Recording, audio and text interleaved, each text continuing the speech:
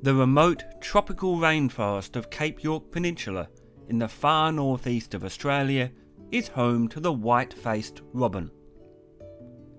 These tiny birds, just 12 centimetres in length, cling motionless to the vertical tree trunks and vines in the understory of the forest. They watch the ground intently for insects, dropping onto the forest floor to snatch their prey. Although their distribution also includes the tropical rainforest of New Guinea, within Australia they are restricted to a very confined range on Cape York Peninsula.